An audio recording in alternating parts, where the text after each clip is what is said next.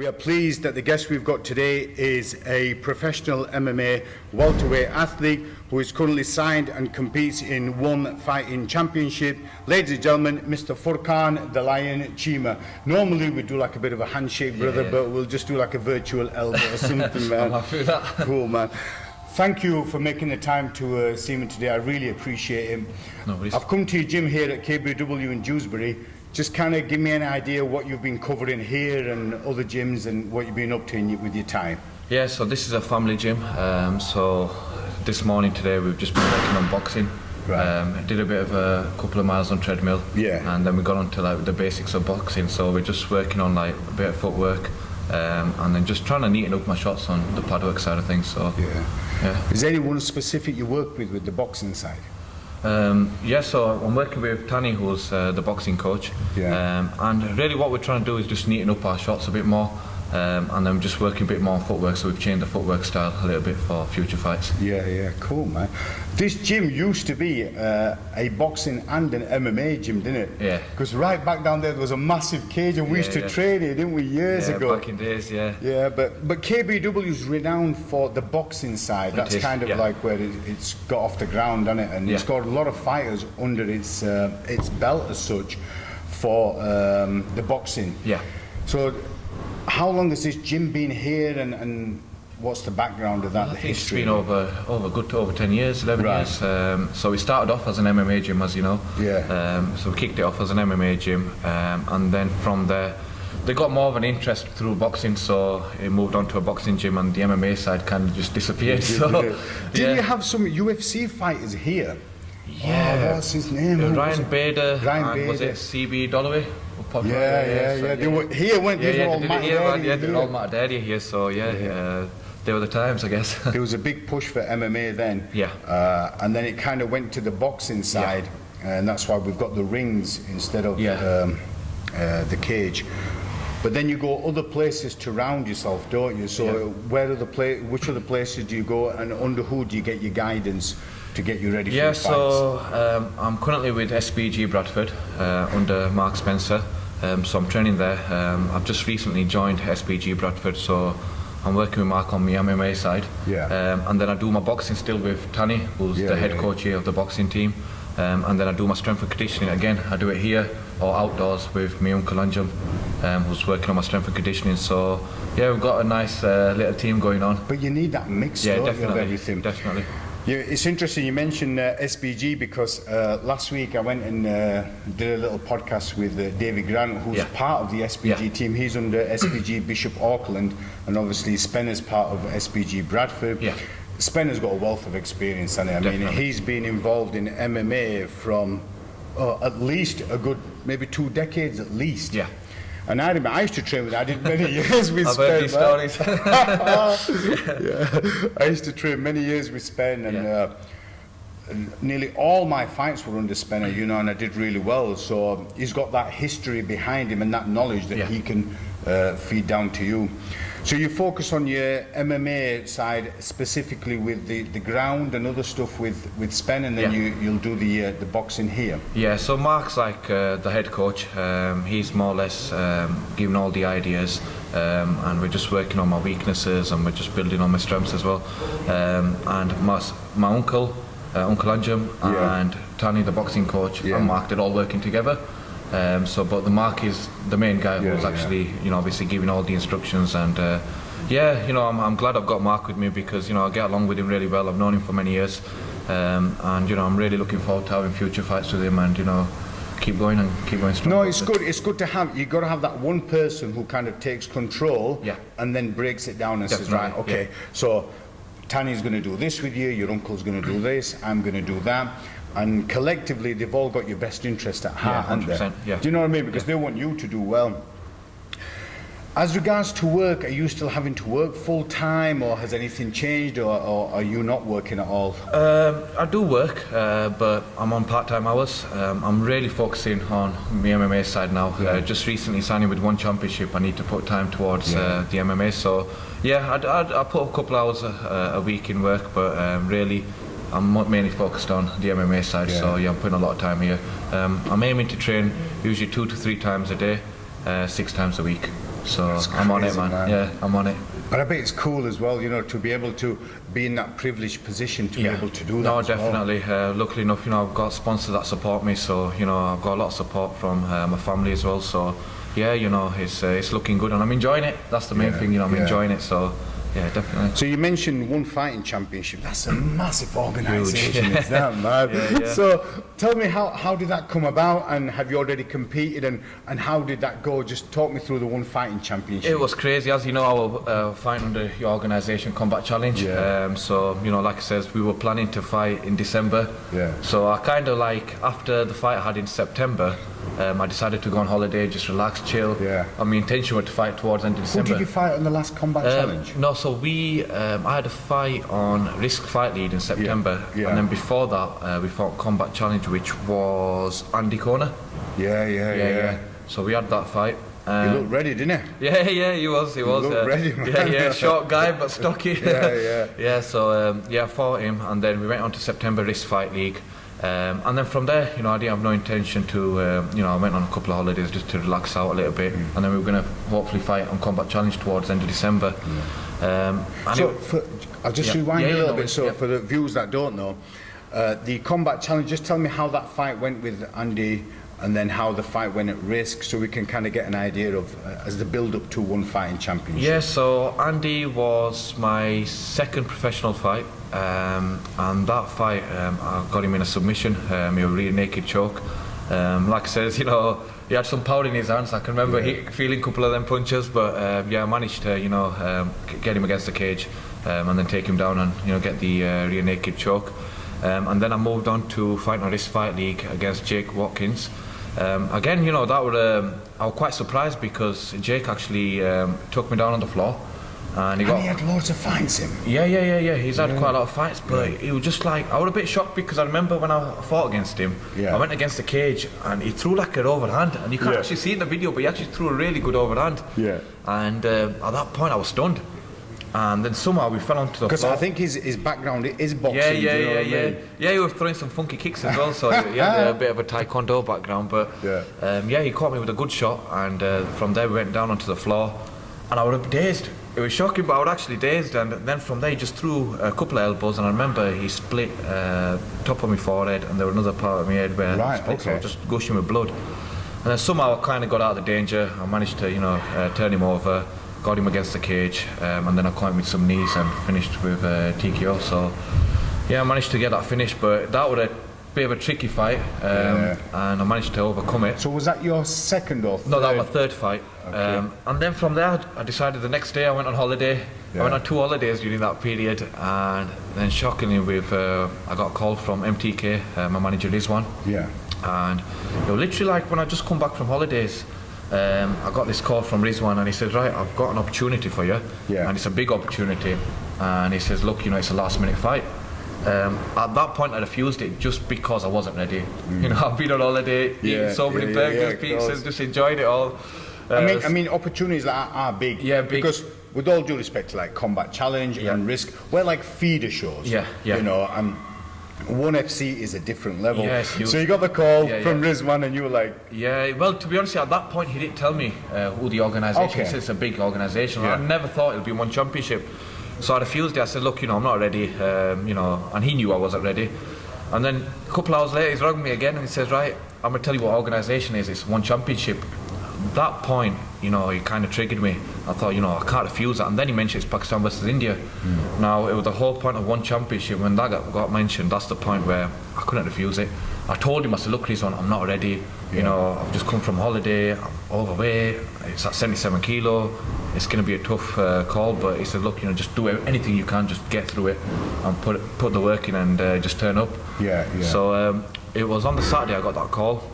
On the Monday morning, it was crazy. Monday morning. Were you still abroad? No, I was in UK. So on the Saturday they called me. He said, right, I'm going to get back to you. He asked me for so many details, my passport details, etc. I think they did a couple of checks. Sunday I was still waiting. They didn't tell me. Literally Monday morning, I think it was like 4 in the morning, or something like 3 in the morning. My phone was just buzzing away, and I was like, right, something's going on here. I looked, and they said, right, we've got you a flight for 9 a.m. in Manchester Airport. When? Like, on that Monday morning. I'm like, yo, I said, calm down. I said, Rizwan, I said, listen, I said, look, Manchester is about 45 minutes away from me. Yeah. I said, I'm in bed at the moment. That's it's going to be difficult for me to get there. So, crazy. Luckily enough, I managed to, speak to him. I said, look, Manchester's a bit of a drive. He said, just bring your gum shield, bring your shots, and just get on that flight. I said, no, I need to, see my family. I need to go see my grandma. I need to, I've got family. I need to, get through this. So they gave me the opportunity to book the flight in evening. At that point, I got everything ready, see my family, told Tani, got Tani out of bed at 4 or 5 in the morning. I said, right, get that passport ready and stuff. And we got the flight Monday evening. We got to Singapore Tuesday evening. Now for you, you're lucky because you've got dual heritage. Yeah. You've got the British citizenship, and also you've got Pakistani as well. Yeah. So that's why, because it was Pakistan versus India, so you were able to represent Pakistan. Yeah, so I'm representing Pakistan. And so you get to Singapore. Yeah, we got to Singapore, so Tuesday evening. Who else went with you? It was myself and Tani. Yeah. And then also one of my sponsors actually paid for my father to come across. Oh, that's nice. Yeah, so that was nice of him. And it was Junoon Shisha Bar who actually paid for my father to come across. So my father got that treat.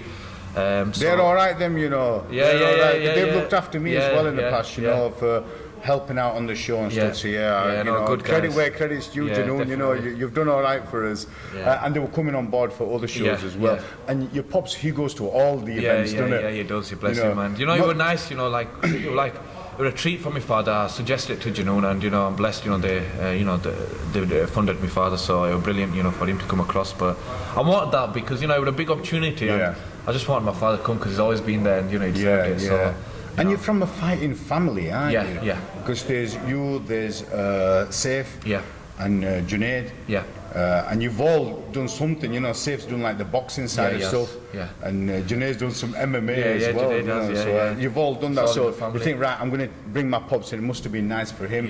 So you get to Singapore, what happens there? Singapore, so Tuesday night we got there, so then on Wednesday they said, right, Furqan, we've got this schedule, you need to do this.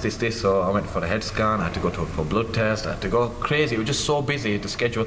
And then during that period, I had to cut weight. Oh, man. Now, if I remember, I think it was 6 to 7 kilos I had to cut, so, So you fly on the Monday evening? Yeah. And the fight's on the Friday. Friday, okay. Yeah, Friday in Singapore, so Wednesday I got there, so I was jet lagged, it was just, it was crazy, it was a really busy schedule. And I managed to cut the weight. We fought at catch weight, so the fight was actually scheduled at lightweight, which is their division, which was at 77.1. Is that welterweight or? It's welterweight in UK. But it's lightweight. Championship is lightweight. Right. Okay. And we fought at catch weight of 79. I managed to do that. Passed the hydration test.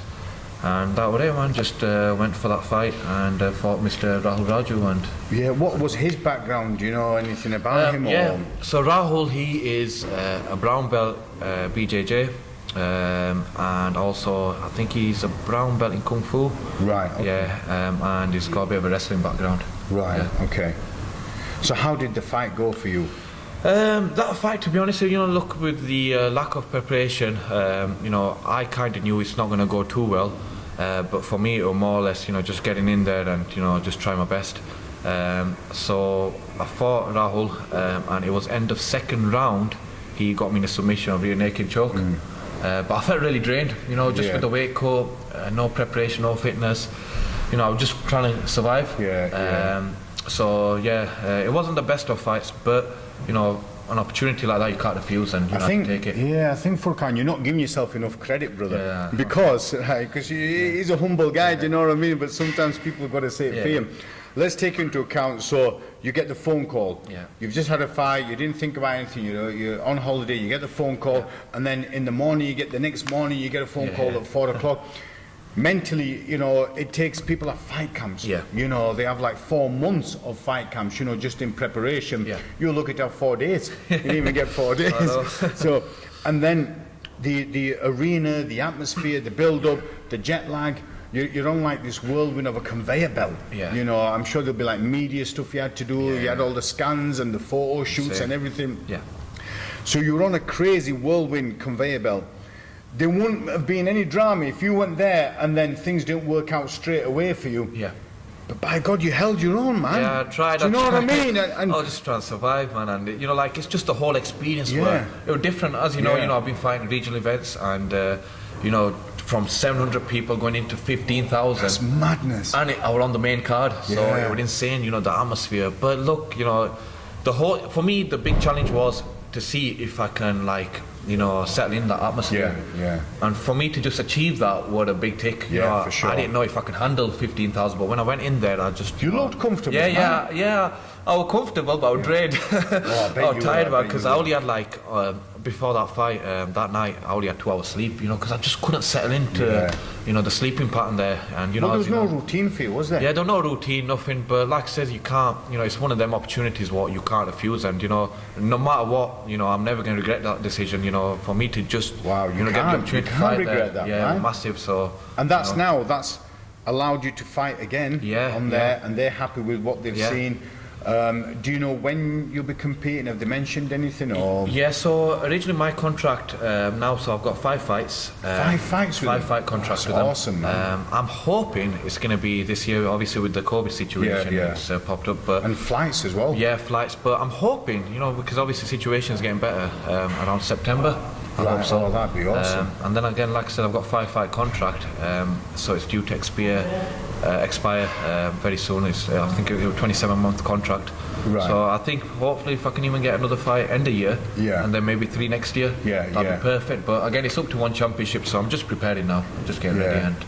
And you're saying now that you're working part-time, so you have more time to train now, and you can train 6 times a day. Whereas there, you were lucky to train, not 6 times a day, 2 times a day, can't you, for 6 days a week. Whereas there, you're looking to train, before that, you're looking to train 2 times in a week.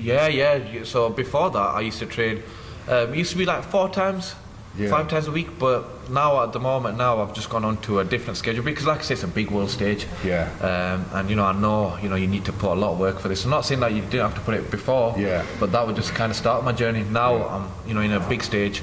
I need to obviously change a lot of things towards my training, my diet plans, everything, and be a professional, and you know, that's the main thing. And so now I'm training roughly 2 to 3 times per day, depending on what sessions they are and how difficult them sessions are, 6 times a week. So I'm on it, man. That's cool, man. And weight-wise, you look slimmer, and you look like you're at a good weight for the welterweight for here, but is it lightweight? Lightweight there, So weight won't be an issue for you? Do you think you'll be fine on this one? Yeah, this is it now, you know, I want to be prepared. You know, like I said, that was a big lesson for me, and you know, no matter what anyone says, you know, for me, just even losing that fight, I've learned so much from it. You know, I'm so, in a way, I'm happy I lost that fight, just because I've learned so much from it, where now I know I'm going to be a different kind of person, and my mental game, everything's just, you know, different. Physically, I'm going to be different, so, you know, I'm putting more work in now, so... Well, for you, that was like, that fight was the worst possible fitness, the worst possible preparation you could have had. So you thought, right, this is how I did in the fight under those circumstances. Now let's see what I'm going to be. So the next person that faces you is going to face a completely different Furqan than what the other chap did, you know. And that's what it's all about, just preparing. And if you're not in that uncomfortable situation, then you're not really getting better, are you? Do you know what I mean? No, that's it. And, you know, this is why, you know, there's been a lot of changes. And again, you know, it's just, you know, just accomplishing that whole, you know, just going through that whole experience. You know, I'm privileged because now I've experienced it. Now when I go back, I know what to expect. I'm ready for it. Where there, I didn't. Everything was just so different to what I used to do. It was just crazy. But yeah, man, it's, you know, it's now, you know, mentally, I'm ready now. You know, I'm working towards, you know, what I need to do now. I was surprised when you said 5 fights, because I thought normally they have like 3-fight contracts. So that's kind of cool that they give you a 5-fight contract. Yeah, and I think, you know, like I said, they were brilliant. You know, everyone there were fantastic. You know, the staff were brilliant, and you know, I think from their point of view as well, they appreciate what I did. And you know, like I said, you know, I'm representing Pakistan now, and you know, there's not many fighters in Pakistan, and it's up and coming for us as well. So, you know, I'm privileged to even represent Pakistan. So, you know, I'm just grateful they gave me that opportunity, and you know, I'm really grateful that they gave me that contract. And now, you know, for me, it's just about going back there, and that's a new challenge now for me. You know, in 1 championship on a world stage, you know, going back there and just, you know, like getting a stance there, you know, just proving myself, you know, that I can actually be there. Well, it's good to have you. On one hand, you know, you're privileged to be in this position, but with that privilege come responsibilities as well, and there'll be people you know, from Pakistan and other Pakistanis will be looking up to you and thinking, you know, Furqan, he's representing us. Yeah. Do you know what I mean? And then, so that, again, you want to represent the best you can, don't you? Yeah, definitely. Do you know That's what I mean. It's like before, I used to represent myself and represent the gym, you know, that I was fighting for. But now I'm representing myself, the gym, and also the nation. So, you know, it's huge. And, you know, this is what gets me more motivated anyways. You know, that's what's keeping me motivated and, you know, wanting to do my best. So, yeah, man. So if it all goes well, where do you see yourself, you know, 2 years from now, once you get these 5 fights out of the way? Would you like to stay with One Fighting Championships because of the way they looked after you? And yeah, definitely. You know, I want to stay in One Championship. You know, like I said, you're fantastic. You know, atmosphere. You know, the people are brilliant, and I enjoyed it. I enjoyed the whole, you know, experience. So I like to stay in One Championship. But like I says, we'll see what happens after the 5 fights. We don't know what's going to happen. You know, anything can happen. But yeah, definitely. For now, you know, One Championship's my goal, and you know, to do well in there and keep my guard over there, and you know, just stay strong there. 100%. I mean, after the fight, I spoke to you about it, and you didn't say anything negative about One Fighting Champion. You were like, you praised them so much, and then I was asking you some stuff about the social media. You sorted that out, and they were really helpful. At no point have they put any obstacles to make you think, oh, I don't know if I want to be with this, because they've been really helpful. No, they're brilliant. You know, they're really, you know, respectful. And like I said, you know, a lot of people would say, you know, jumping on that big stage, you know, there were quite a few people saying to me, oh yeah, you went through a, you know, heartache over time, and it was really difficult, and you know, the whole experience. But what people don't understand is, look how huge the organisation is. You know, it's it's number 1 in Asia, number 2 in the world. You know, it's a big organisation. So, you know, I was grateful just for them to even give me the opportunity. You know, not many people get that opportunity, and you know, I'm very, very grateful for them to give me that. So, and it's not just having that opportunity, Furqan, you're doing something about it. Yeah. So some people might have thought, all right, I'll go and have that fight, and if it goes well, I'll get a holiday out of it, and I'm not really interested in competing. It's just an opportunity that's cool. But you're thinking, hold on a minute, I'm going to grasp this. Yeah, definitely, man. Yeah. You know, I'm going to get onto my sponsors. They're going to help support me financially, so I can work less and focus this. So there's a transition from full-time working for someone else, then being a full-time fighter, and this is giving that opportunity, and you're taking it all on board and thinking, right, I want to make something of this, rather than there was an opportunity, give it a go, I won't bother again. This is it. This is now, for me, this is my job, this is my career, and you know, this is what I'm focused on, and you know, I just want to give my 100%. You know, regardless of whatever happens, as long as I know in my heart I've given my 100%, and whatever the outcome is will happen. But you know, this is it now. This is like, that's my goal, that's my career goal, and you know, that's where I want to stay. And you know, and I know, if I can have a, you know, good, you know, winning record there, and you know, turn everything around, you know, I know I'll have a good future as well. So for sure. Inshallah, you know, that's the goal, man. Good on you, man.